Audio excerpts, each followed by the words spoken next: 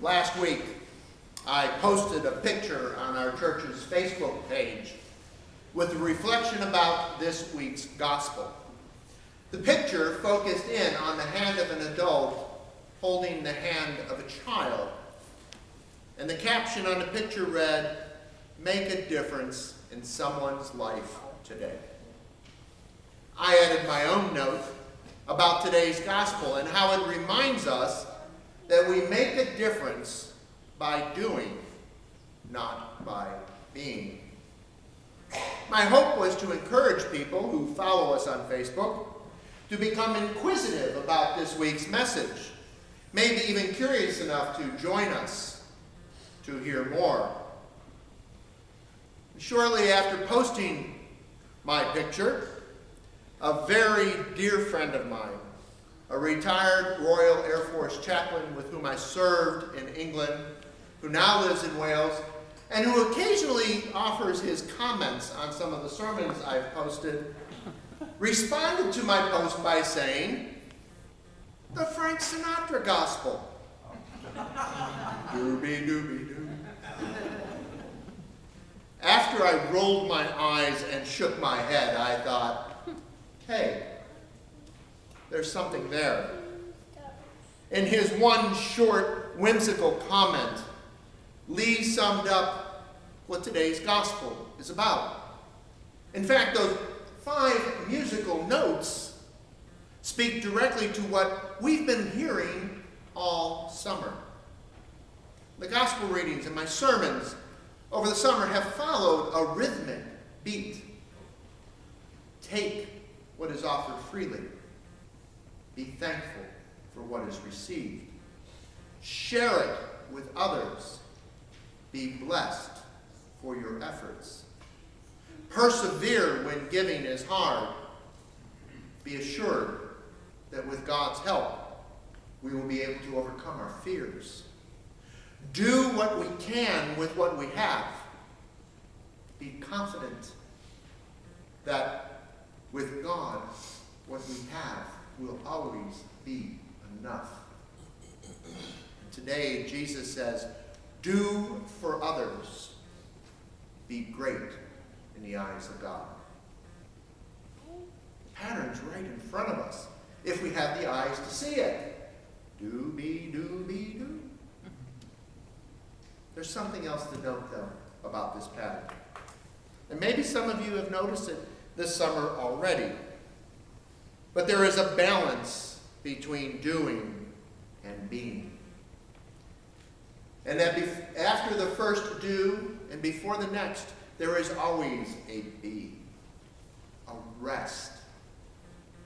From the very beginning, we are told that work must be followed by rest.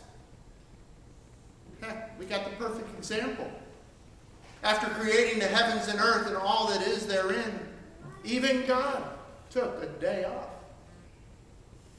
Scripture reminds us that if we do not rest ourselves, the land, or those who provide for our needs, sooner or later, there won't be much of anything to give. There will be nothing to give because we and they will be all used up. Now, this doesn't come as a surprise to any of us here, I think. That's why we go to bed at night, why we try to take a day off each week, why we occasionally try to go on vacation. Doing is strenuous, mentally, physically, spiritually. Even though doing energizes us at first, sooner or later, it begins to take its toll. And if we fail to rest, we collapse into uselessness. When that happens, the short rest that would have helped to rejuvenate us is replaced by some major downtime to rebuild, if possible, our passions, our capabilities. Once we reach that point, even if we become strong again, we become very cautious about placing ourselves in a position to be that overworked again. Now, just as we can't live our lives doing all the time, we can't sit back and be all the time either. While it might feel good for a while, eventually we become just as incapacitated as those who are doing all the time. Apathy sets in. And like unused muscles, our physical, spiritual, and mental states begin to atrophy. The danger is we reach a point where we just don't care anymore. Or even if we care and we're willing, we no longer have the ability to do what needs to be done. And because that condition can creep up on us without us being aware of it, is one reason why we should not rest in the notion that there will always be somebody out there to pick up the slack created when we don't do our share. Oh, sure, for a time those who do so probably won't mind, but eventually they will need a rest too. The question is, when they need it, will we step up to this plate and do it for them? Or will we sit back thinking there's always someone else out there who will do it? We've had our turn. Let them take theirs. That, in part, is the problem James was addressing in his letter. Some had had their turn and they were resting, while others were doing what was needed.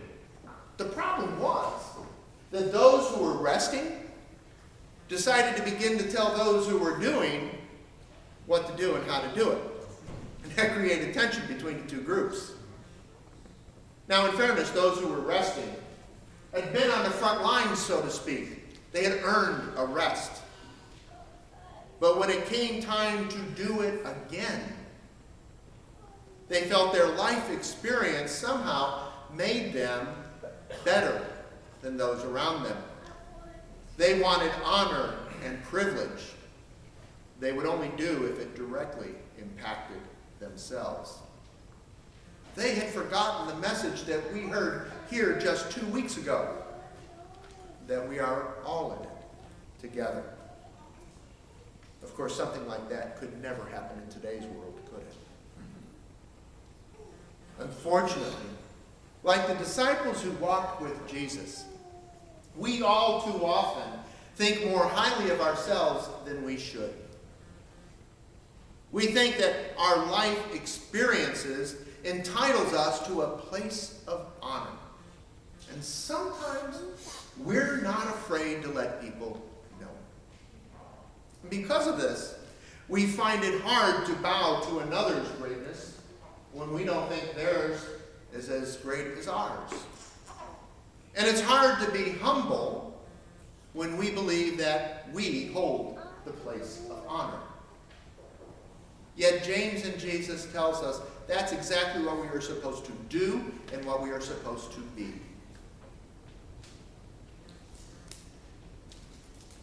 I hate to sound like a broken record, but that struggle we face daily between our will and God's will for control of our lives will continue to exist until we recognize that we are not God, nor are we God's equal. I'm reminded of a t-shirt my wife used to wear, and on the front she said, "There's two things I know. One, there is a God." And on the back it said, "You're not." It is only when we can truly submit ourselves to Christ that we are able to approach God and one another with the humility of a servant. And Ruth said it pretty clearly last week in her sermon. We win by losing, we gain by giving up. To be disciples, we must first submit ourselves to Christ. Yet in doing so, we don't magically earn discipleship through our actions alone. That's what Martin Luther thought James was talking about in his letter. and why he objected to that letter's inclusion in the New Testament. Instead, discipleship is a mark placed upon us by God. That is the naturally occurring byproduct of our efforts and God's. Let me explain. A person who gives generously of their time, their talents, and their treasures to care for the needy, to support various charities, we would all agree is doing good work, right? Yeah, that's a Bobby, okay. But if what they do is done for their own glory and not for God's, even if what they do is done out of a deep sense of caring and compassion, we call them philanthropists, not disciples. Now, to be fair, philanthropists and disciples desire to make a difference in the lives of those around them. What distinguishes one from another is what it is they offer. One seeks to make the world a better place, a place where no one will suffer hunger, injustice, loneliness. What they offer is what they can see. So the extent of their offer is limited to what can be experienced in this life. The other wants the same thing, but offers something unseen, except maybe through their actions. They offer the love of God. What they offer reaches beyond the physical and touches the spiritual, thereby offering something that is not limited by the time and space of this life, but gives hope extending through this life into the next. Throughout the summer, I've talked a lot about the choices before us. I even opened today's sermon talking about the choice between doing and being. However, just a few weeks ago, we considered how two truths, two opposites, can coexist. So maybe as disciples, the choice we should be seeking is one of balance. Balance between our will and God's. Balance between doing and being. Balance between the things of this world and those of the next. Maybe one way we can make a difference in the lives of those around us is to share with them that they are not alone in their struggle to find material and spiritual balance in their lives, but that with God's help, we can find balance in doing what we are called to do and being what we are called to be in a world that sometimes understands